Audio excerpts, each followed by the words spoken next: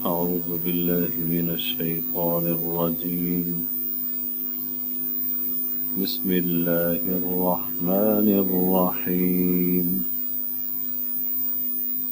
إن يشأ يذهبكم أيها الناس ويأت بآخرين وكان الله على ذلك قديرا.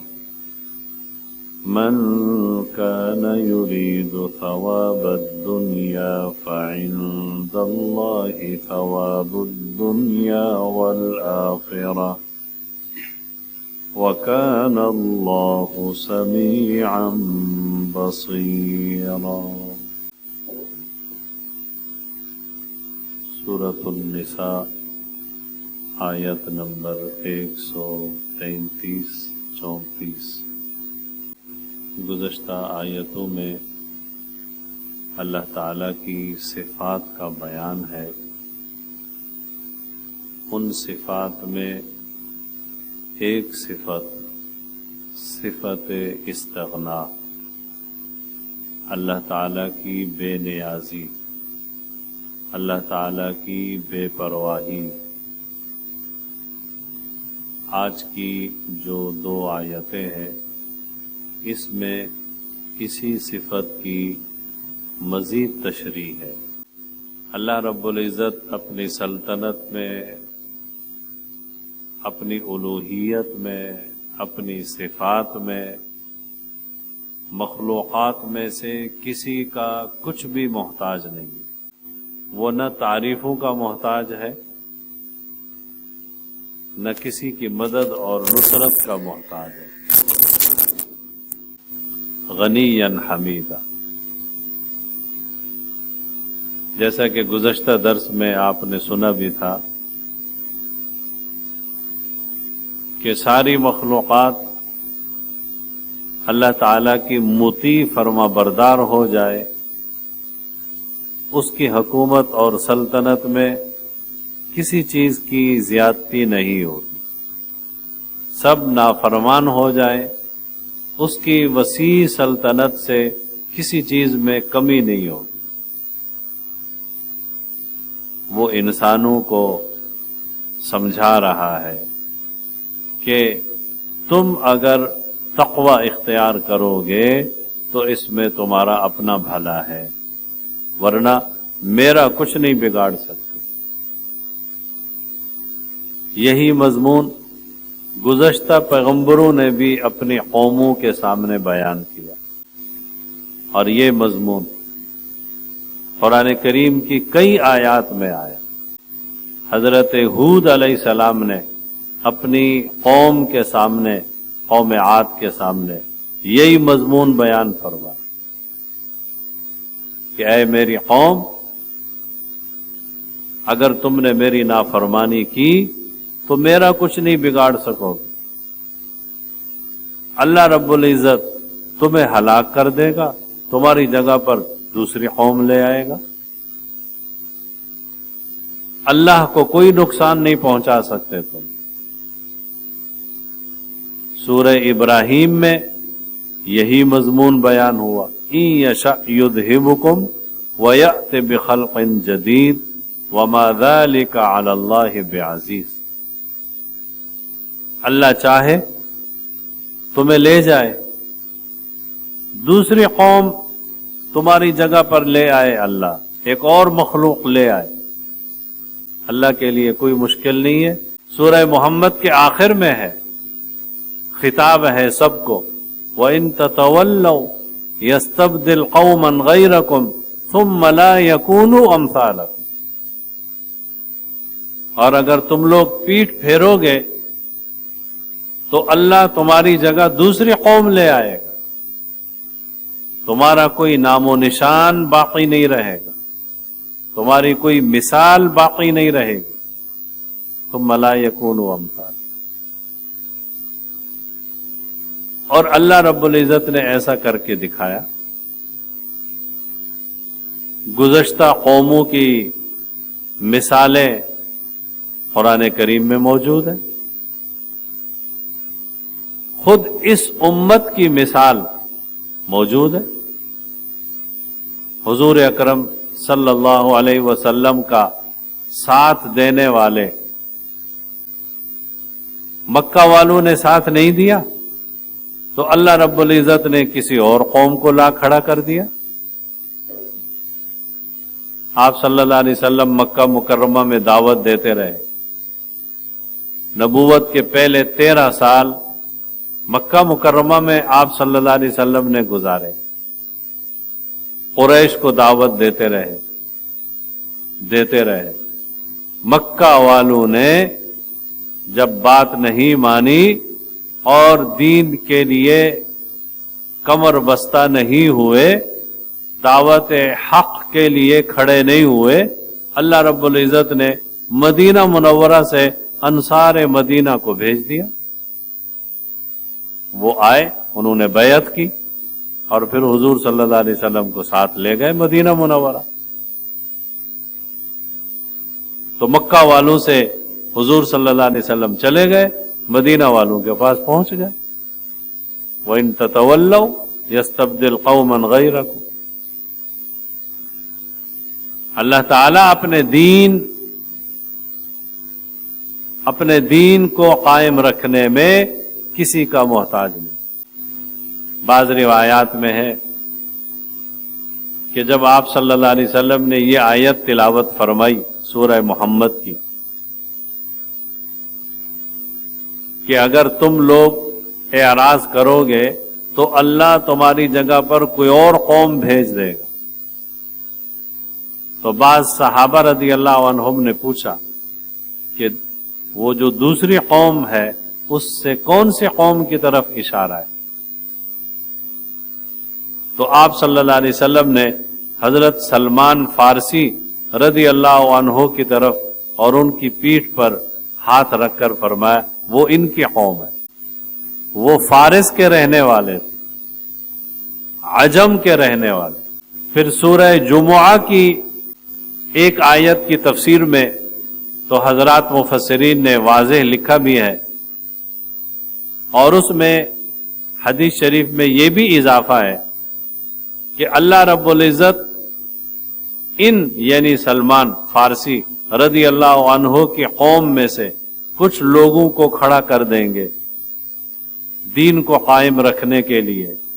اگر دین ثریا ستارے پر پہنچا، یعنی یہاں زمین پر دین نہیں ملا، ثریا ستارے تک دین جا پہنچا، تو یعنی سلمان کی قوم کے لوگ ثریا ستارے تک بھی پہنچ جائیں گے دین کو حاصل کرنے کے لیے اور دین کو پھیلانے کے لیے۔ اور پھر حضرات محدثین نے حضرت امام اعظم امام ابو حنیفہ رحمۃ اللہ علیہ کی طرف اشارہ فرمایا کہ وہ بھی اہل فارس میں سے ہیں، اہل عراق میں سے ہیں، اہل عجم میں سے ہیں۔ یعنی اللہ تعالیٰ نے عرب والوں کو بھی فرما دیا کہ قرآن تمہارے ہاں نازل ہوا ہے، دین حقہ کا آغاز تمہارے ہاں سے ہوا ہے، پیغمبر تم میں موجود ہے، قرآن کریم کا پہلا مخاطب تم لوگ ہو، لیکن اگر تم لوگوں نے دین کی قدر نہیں کی اور دین کے لیے کھڑے نہیں ہوئے، اللہ رب العزت تمہاری جگہ پر اجمیوں کو کھڑا کر دے اور وہ دین کو قائم کریں گے۔ چنانچہ کھڑے ہوئے۔ حضرت امام اعظم امام ابو حنیفہ رحمۃ اللہ علیہ کو دیکھیں، وہ عجم کے ہیں۔ حضرت امام بخاری رحمۃ اللہ علیہ عجم کے ہیں۔ حضرت امام ترمذی رحمۃ اللہ علیہ عجم کے ہیں۔ نقشبندی سلسلہ کے بزرگان جن کی وجہ سے لاکھوں لوگوں کی اصلاح ہوئی، عجم کے ہیں۔ کتنے عجم کے بزرگان پیدا ہوئے جنہوں نے دین کو سہارا دیا اور دین کو قائم کیا اور دین کو چلایا۔ اور ہمارے آج کل موجودہ زمانے کے اعتبار سے دیکھیں، تبلیغی جماعت عجم سے اٹھی، हिंद से उठी, दावत का काम हिंदुस्तान से, हिंद से अल्लाह ने उठाया। अब कहां पहुंचा है? यही जमात दुनिया के हर मुल्क में पहुंचती है। दुनिया वालों को पता है कि जमात दावा, जमात तबलीग, उनका जो मरकज है वो कहां पर है? वो एशिया में है, वो हिंद में है, वो पाकिस्तान में है, वो बांग्लादेश में। अल्लाह रब्बुल इज्जत अपने दीन को कायम रखने के लिए कौमों का मोहताज नहीं है, अरबों का मोहताज नहीं है, अजमों का मोहताज नहीं है, कुरैशियों का मोहताज नहीं है। इन यशा युद्हिबकुम अय्युहन्नास व यअति बिआखरीन। ये अल्लाह ताला की सिफत इस्तिगना का बयान, सिफत बेनियाजी का बयान। खुदा ताला बड़ा बेनियाज, किसी का मोहताज नहीं है। सारी दुनिया अल्लाह की मोहताज है, लेकिन वो किसी का मोहताज नहीं। पूरी दुनिया को अल्लाह ने अपना मोहताज बनाया है। या अय्युहन्नास अंतुमुल फुक़रा इलल्लाह वल्लाहु हुवल गनियुल हमीद। अब आम तौर पर ऐसा होता है, दुनिया के जालिम जाबिर बादशाह जब किसी ऐसे मकाम पर पहुंचते हैं कि सब लोग उनके मोहताज हो जाते हैं, तो उनमें बड़ी अक्कड़ आ जाती है, उनमें बड़ा गुरूर, उनमें बड़ा तकब्बुर, उनमें जुल्म, उनमें जबर।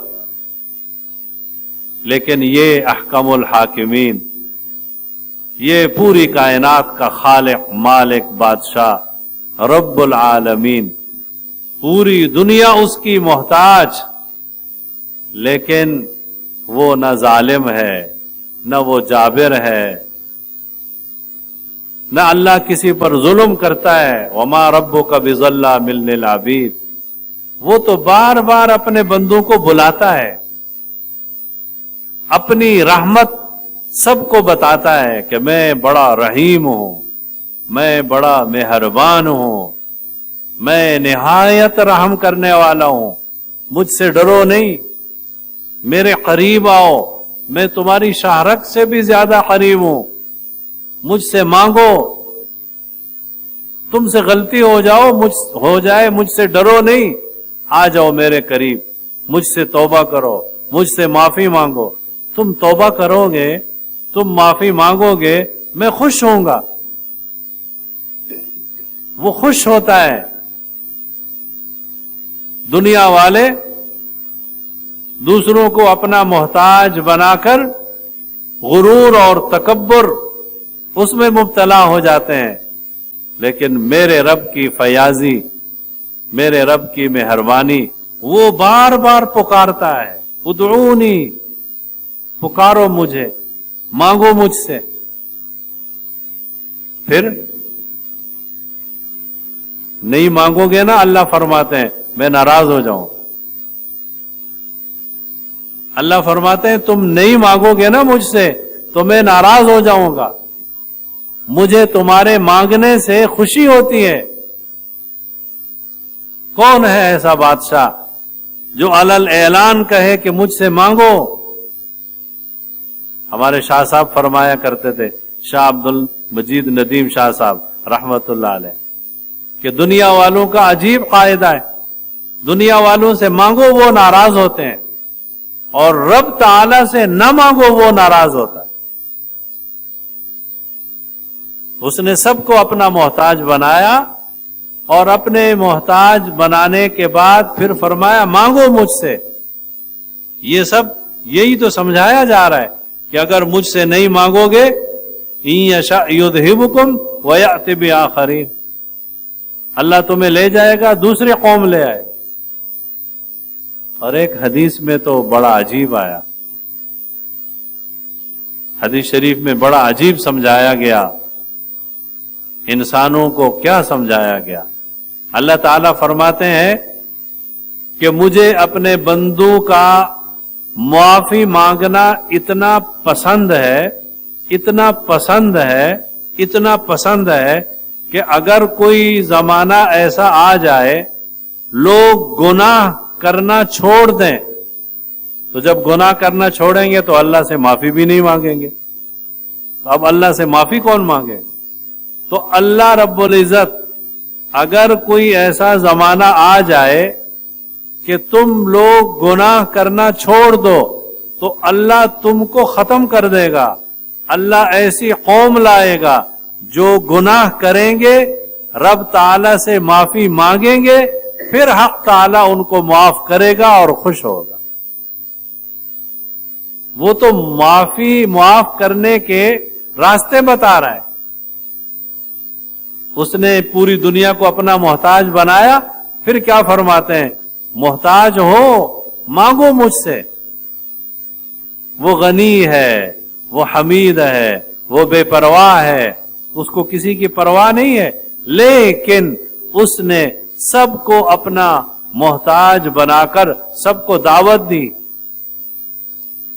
मांगो मुझसे, मांगो मुझसे। फिर अगली आयत में क्या फरमाया? बाज लोग तो सिर्फ दुनिया मांगते हैं।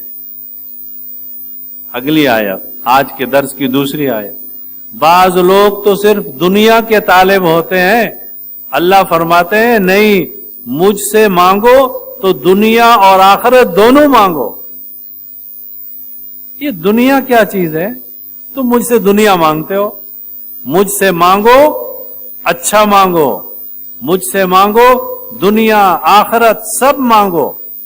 मांगने का तरीका भी अल्लाह ने खुद सिखाया। कुरान करीम में मुख्तलिफ मकामात पर अल्लाह ने खुद दुआएं सिखाई। ऐ मेरे बंदो, मुझसे ये दुआ मांगो, रब्बना आतिना फिद दुनिया हसना व फिल आखिरति हसना व क़िना अज़ाबन नार। क्या दुआ सिखाई अल्लाह ने। अल्लाह फरमाते मुझसे मांगो, दुनिया की भलाइयां मांगो, आखिरत की भलाइयां मांगो, सब कुछ मांगो। दुनिया भी आ गई, आखिरत भी आ गई, सब मांगो। वो बेनियाज जात, उसकी बेनियाजी का बयान और उसकी बेपरवाही का बयान। वो है बेनियाज, बेपरवाह। तुम नहीं मांगोगे, अल्लाह और कौम ले आएगा, वो मांगने वाले होंगे। इसलिए कि उस अजीम जात को अच्छा लगता है कि उससे मांगा जाए। इसलिए हदीस शरीफ में है, अद्दुआओ मुखुल इबादा। ये जो हम अल्लाह ताला से मांगते हैं ना, मांगना, ये मांगना भी बहुत बड़ी इबादत है। अब अगर देखा जाए तो मैं अपनी हाजत मांग रहा हूं, अल्लाह मेरा ये काम कर दे, अल्लाह मुझे ये दे दे, अल्लाह मुझे ये मोहताजी है, ये दे दे, ये दे दे। अब सब कुछ मैं मांग रहा हूं, अपने लिए मांग रहा हूं, अपनी जरूरतें मांग रहा हूं। अब होना तो ये चाहिए कि ये तो मेरी जरूरत है, मेरी हाजत है, लेकिन नहीं, अल्लाह रब्बुल इज्जत ने मेरे इन मांगने को भी फरमाया ये भी इबादत है, और असल इबादत है, आला इबादत है। उदऊनी, अद्दुआ मुखुल इबादा, उदऊनी अस्तजिब लकुम। मुझसे मांगो, मैं तुम्हारी दुआएं कबूल करूं।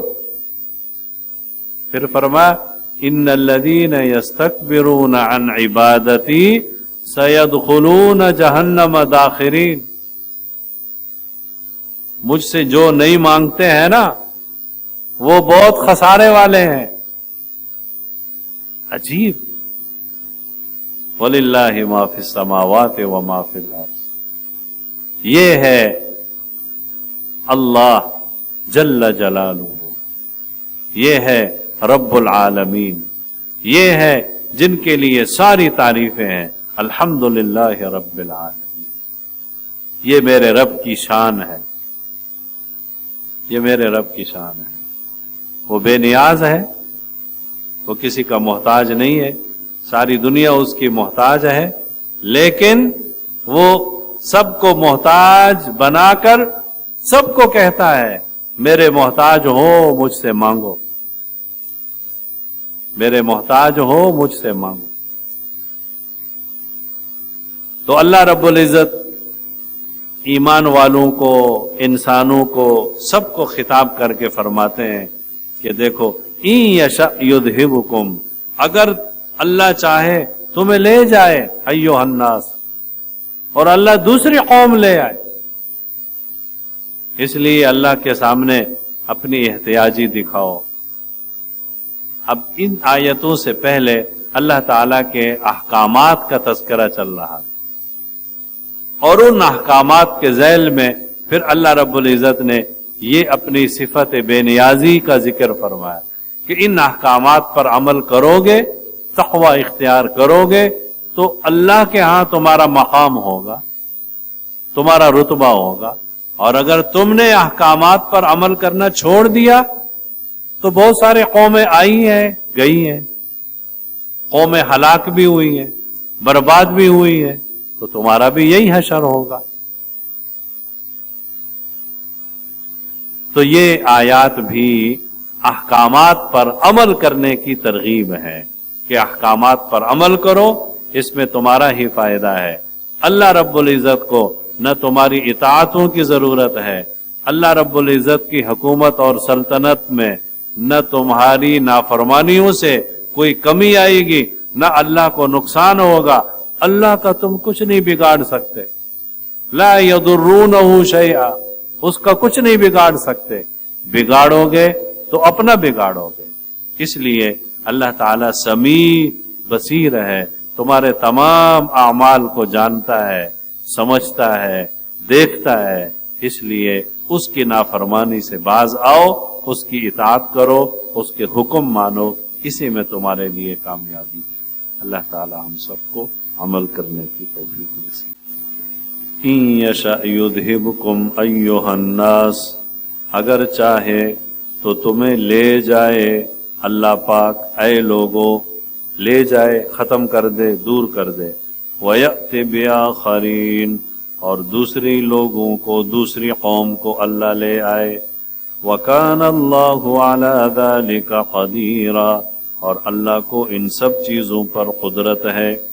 مَنْ كَانَ يُرِيدُ ثَوَابَ الدُّنْيَا، پس جو چاہتا ہے ثواب دنیا کا، تو دنیا کا ثواب نہیں، اللہ کے ہاں فَعِندَ اللَّهِ ثَوَابُ الدُّنْيَا وَالْآخِرَةِ، سو اللہ کے یہاں تو دنیا اور آخرت دونوں کا ثواب اور بدلہ ہے، لہذا اس سے دنیا اور آخرت دونوں کا ثواب مانگو۔